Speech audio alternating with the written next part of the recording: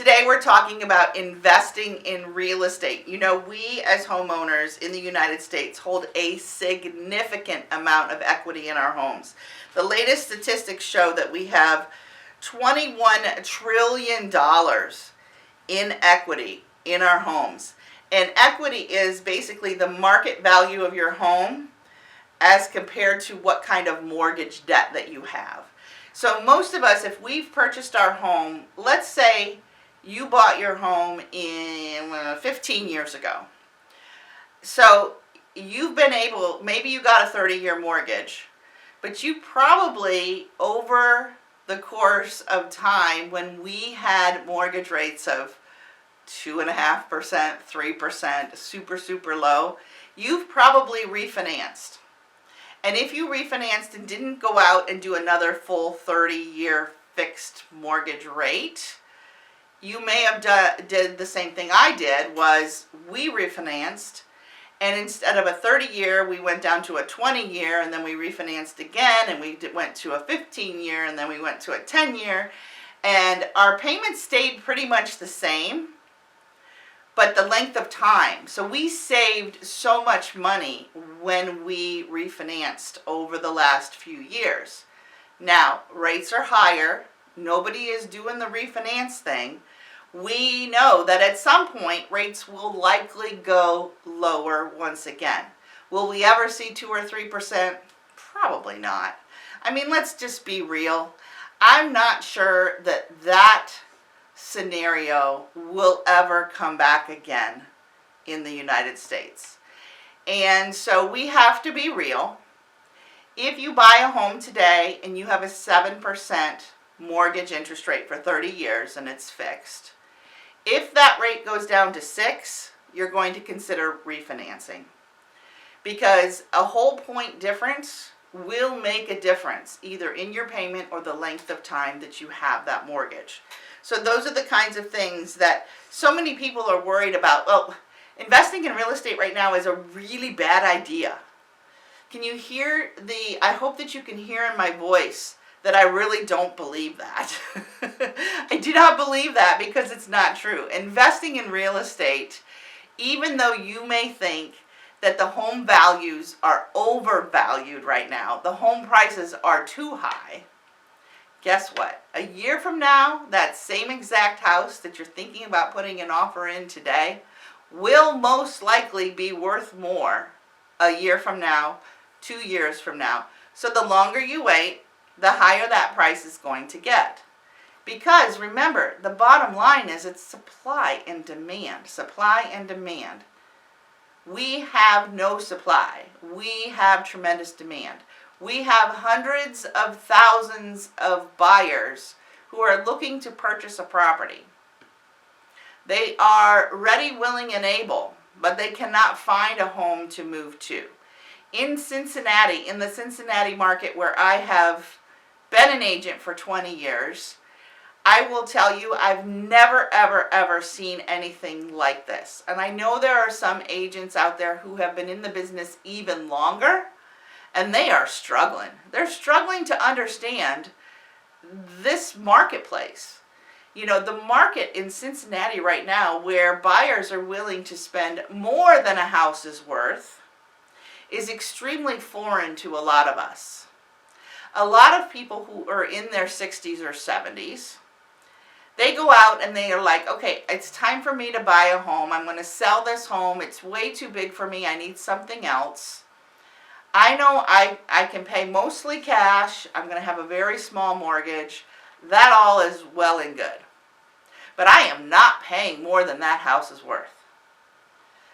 Okay, so then you may be waiting for a minute or 10 or months because there are so many people in their 70s, late 60s, early 70s, looking for a ranch style home. Everybody seems to be looking for the same thing. This is my little unicorn. If you own currently a ranch style home in Cincinnati, in northern Cincinnati, anywhere that you can hear my voice, I will tell you your home is worth more. because there are more and more buyers who are looking for ranch style homes that don't have a whole lot of steps because, as we get older, we don't want to do the work of going up and down steps. Maybe you have laundry in the lower level. Laundry in the lower level is a major pain in the butt because you're carrying loads of clothes up and down and up and down. And that can be extremely tiring and difficult as we get older. And trust me, I'm in that same boat.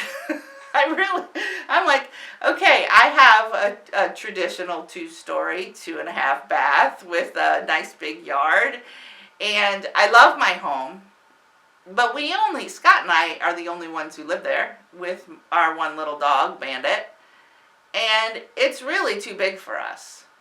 But at the same time, is there a place for us to move to? And guess what? I look every single day, just like maybe you do. And I can't find something that is perfect for our needs. So most buyers right now are struggling because if you're looking for perfect, it may not exist. If you are selling, there's a lot going on in the marketplace. And today we're talking about investing in real estate. You have to know what you have before you can invest in what you want. And, that's a pretty good saying. You have to know what you have in order to, what did I say? Invest in what you want? I think that's what I said, right, Heather? All right. That's pretty good. That's a good one. I'm going to have to write that one down. But, choosing to invest in real estate, if you decide to have more than one property, there are so many factors that you need to consider. The first one is, if you are going to use a second home, either the home that you're living in now or the new home that you're going to be buying, if you're going to be using it as a rental property, do you know what you're doing? A lot of people think, I can do it. You just find somebody, they'll move in and it's fine. Well, that's not all there is to it. I will say that Sloan Sells Homes, Remax Time, and myself, I have and own Time Property Management. Time Property Management has been around for more than a year, but frankly, we've been around for about 10 to 15 years because we have been representing ourselves in the rental market for some time. We have learned a lot over the years, and I will say, if you don't get the right renter in the home that you are using as a rental, it can cost you a lot of money. And it can be very, very difficult. Because remember, if you don't own it, if you live in a home that you don't own, most likely you're not going to treat it as if it is your own. Does that make sense? So, for example, when your kids lived in your home, did they treat their rooms like they do when they own their own property? When they're paying for it? That's the key, right? So most renters are not necessarily going to take care of your property the way that you want them to.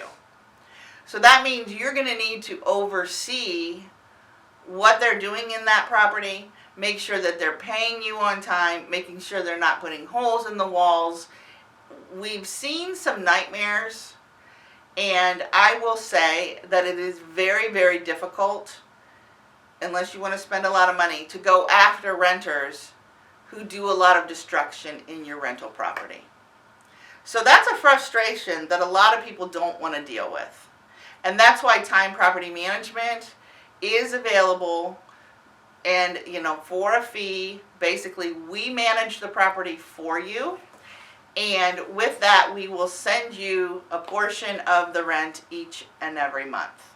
We'll take care of the maintenance, we'll take care of the collections. You just get a check. So if you have any interest in Time Property Management, you can call me, Michelle Sloan. I am the broker of Time Property Management. I am the broker of Remax Time as well. So love to help you in any way possible. As you are investing in real estate, and if you're thinking about renting, especially a single family property, Time Property Management would be a great resource for you, even just to ask questions. And I'm always available to answer your questions. All right, we're going to take a quick break for news. When we come back, we're going to talk more about investing in real estate, good, bad, and the ugly. My name's Michelle Sloan, and you're listening to the Sloan Sells Homes Open House on 55 KRC, the talk station.